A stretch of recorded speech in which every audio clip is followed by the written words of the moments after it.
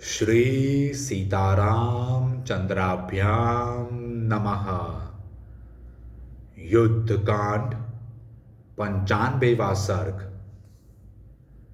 रावण का अपने मंत्रियों को बुलाकर शत्रुवध विषयक अपना उत्साह प्रकट करना और सबके साथ रणभूमि में आकर पराक्रम दिखाना। रावण ने लंका के घर घर में शोकमग्न राक्षसियों का करुणाजनक विलाप सुना। वह लंबी सांस खींचकर 2 घड़ी तक ध्यानमग्न हो कुछ सोचता रहा। तत्पश्चात रावण अत्यंत कुपित हो बड़ा भयानक दिखाई देने लगा। उसने दांतों से ओंठ दबा लिया। उसकी आंखें रोष से लाल हो गईं। वह मूर्तिमान प्रलयाग्नि के समान दिखाई देने लगा। राक्षसों के लिए भी उसकी ओर देखना कठिन हो गया। उस राक्षस राज ने अपने पास खड़े हुए राक्षसों से अस्पष्ट शब्दों में वार्तालाप आरंभ किया। उस समय वहां वह इस तरह देख रहा था मानो अपने नेत्रों से दग्ध कर डालेगा। उसने कहा, निशाचरों, महोदर, महापार्श्व तथा राक्षस विरूपाक्ष से शीघ्र जाकर कहो, तुम लोग मेरी आज्ञा से शीघ्र ही सेनाओं को कूच करने का आदेश दो। रावण की यह बात सुनकर भय से पीड़ित हुए उन राक्षसों ने राजा की आज्ञा के अनुसार उन निर्भीक निशाचरों को पूर्वोक्त कार्य करने के लिए प्रेरित किया। तब तथास्तु कहकर भयानक दिखने वाले उन सभी राक्षसों ने अपने लिए स्वस्ति वाचन करवाया और युद्ध के लिए प्रस्थान किया। स्वामी की विजय चाहने वाले वे सभी महारथी वीर यथोचित रीति से रावण का आदर सम्मान करके उसके सामने हाथ जोड़े खड़े हो गए। तत्पश्चात रावण क्रोध से मूर्छित सा होकर बड़े जोर से हंस पड़ा और महोदर, महापार्श्व तथा राक्षस विरूपाक्ष से कहा, आज अपने धनुष से छूटे हुए तीखे बाणों द्वारा जो प्रलय काल के सूर्य सदृश तेजस्वी हैं, मैं राम और लक्ष्मण को भी यमलोक पहुंचा दूंगा। आज शत्रु का वध करके खर, कुंभकर्ण, प्रहस्त तथा इंद्रजीत के मारे जाने का भरपूर बदला चुकाऊंगा।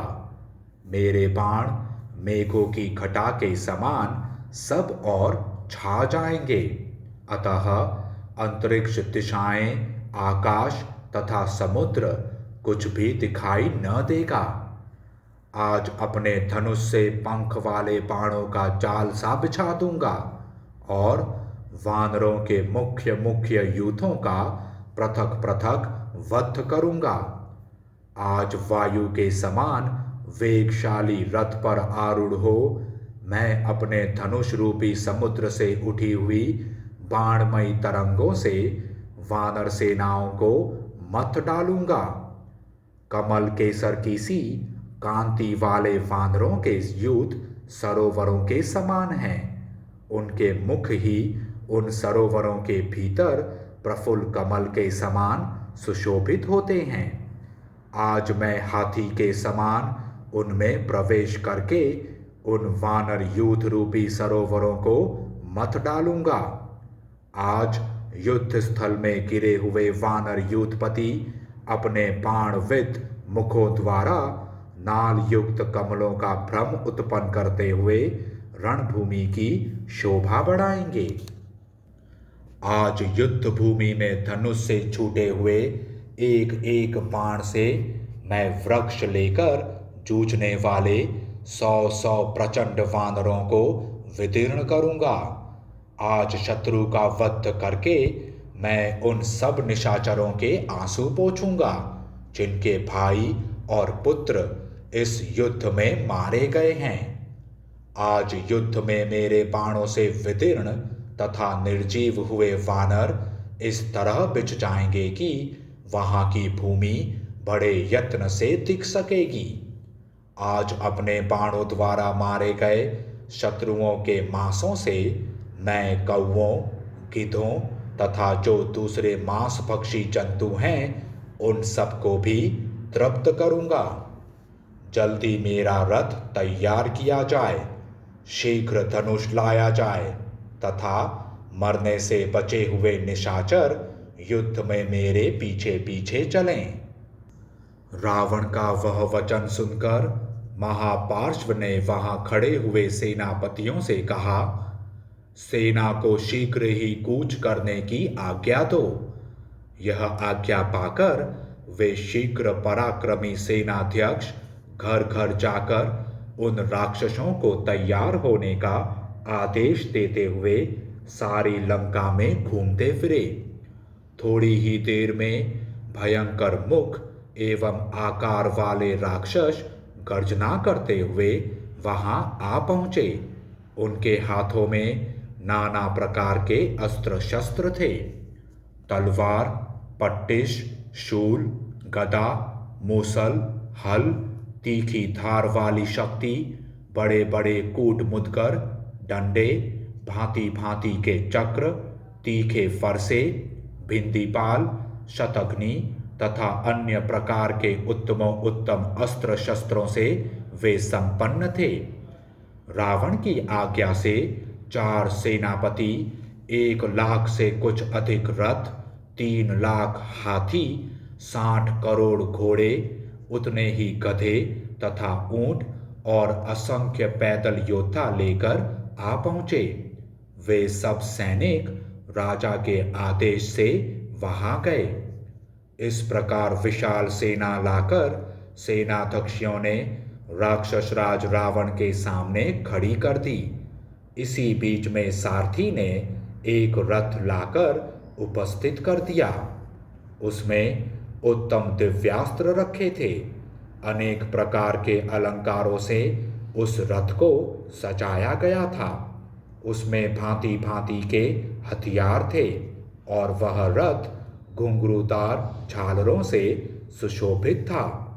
उसमें नाना प्रकार के रत्न जड़े हुए थे।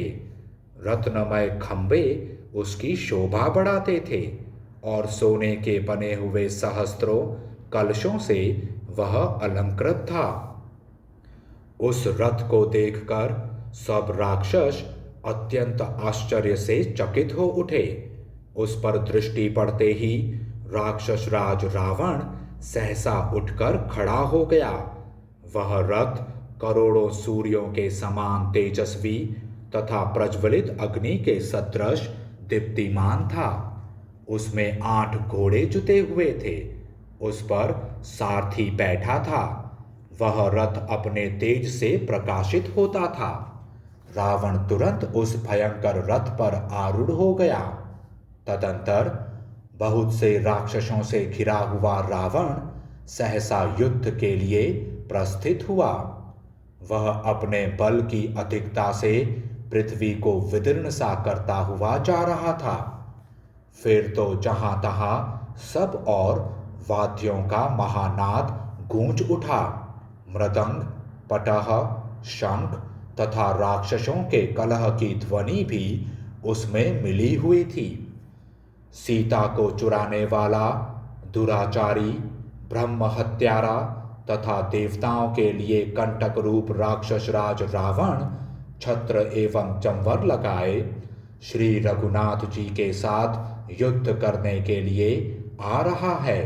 इस प्रकार की कलह ध्वनि कानों में पड़ रही थी। उस महानाद से पृथ्वी कांप उठी। उस भयानक शब्द को सुनकर सब वानर सहसा भय से भाग चले। मंत्रियों से घिरा हुआ महातेजस्वी महाबाहु रावण युद्ध में विजय की प्राप्ति का उद्देश्य लेकर वहां आया।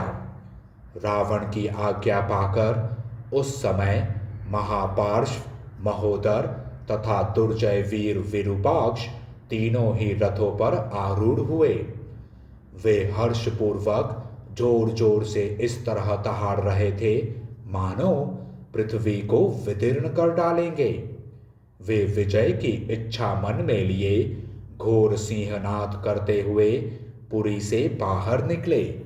तदंतर काल, मृत्यु और यमराज के समान भयंकर तेजस्वी रावण धनुष हाथ में ले राक्षसों की सेना से घिरकर युद्ध के लिए आगे बढ़ा। उसके रथ के घोड़े बहुत तेज चलने वाले थे। उसके द्वारा वह महारथी वीर लंका के उसी द्वार से बाहर निकला जहां श्री राम और लक्ष्मण मौजूद थे। उस समय सूर्य की प्रभा फीकी पड़ गई। समस्त दिशाओं में अंधकार छा गया। भयंकर पक्षी अशुभ बोली बोलने लगे और धरती डोलने लगी। बादल रक्त की वर्षा करने लगे। घोड़े लड़खड़ाकर गिर पड़े। ध्वज के अग्रभाग पर गिद्ध आकर बैठ गया और गीदड़ियां अमंगल सूचक बोली बोलने लगी। बाईं आंख फड़कने लगी। बाईं भुजा सहसा कांप उठी। उसके चेहरे का रंग फीका पड़ गया और आवाज कुछ बदल गई। राक्षस दशग्रीव ज्यों ही युद्ध के लिए निकला त्यों ही रणभूमि में उसकी मृत्यु के सूचक लक्षण प्रकट होने लगे। आकाश से उल्कापात हुआ। उससे वज्रपात के समान गड़गड़ाहट पैदा हुई। अमंगल सूचक पक्षी गिद्ध कौवों से मिलकर अशुभ बोली बोलने लगे। इन भयंकर उत्पातों को सामने उपस्थित देखकर भी रावण ने उनकी कोई परवाह नहीं की। वह काल से प्रेरित हो मोहवश अपने ही वध के लिए निकल पड़ा। उन महाकाय राक्षसों के रथ का गंभीर घोष सुनकर वानरों की सेना भी युद्ध के लिए ही उनके सामने आकर डट गई। फिर तो अपनी अपनी जीत चाहते हुए रोषपूर्वक एक दूसरे को ललकारने वाले वानरों और राक्षसों में तुमुल युद्ध छिड़ गया। उस समय दशमुख रावण अपने सुवर्ण भूषित बाणों द्वारा वानरों की सेनाओं में रोषपूर्वक बड़ी भारी मार काट मचाने लगा। रावण ने कितने ही वानरों के सिर काट लिए, कितनों की छाती छेद डाली और बहुतों के कान उड़ा दिए। कितनों ने घायल होकर प्राण त्याग दिए। रावण ने कितने ही वानरों की पसलियां फाड़ डाली, कितनों के मस्तक कुचल डाले और कितनों की आंखें चौपट कर दी। दशमुख रावण के नेत्र क्रोध से घूम रहे थे। वह अपने रथ के द्वारा युद्ध स्थल में जहां जहां गया वहां वहां वे वानर यूथपति उसके बाणों का वेग न सह सके। इस प्रकार श्री वाल्मीकि निर्मित आर्ष रामायण आदि काव्य के युद्ध कांड में 95वां सर्ग पूरा हुआ। जय श्री राम।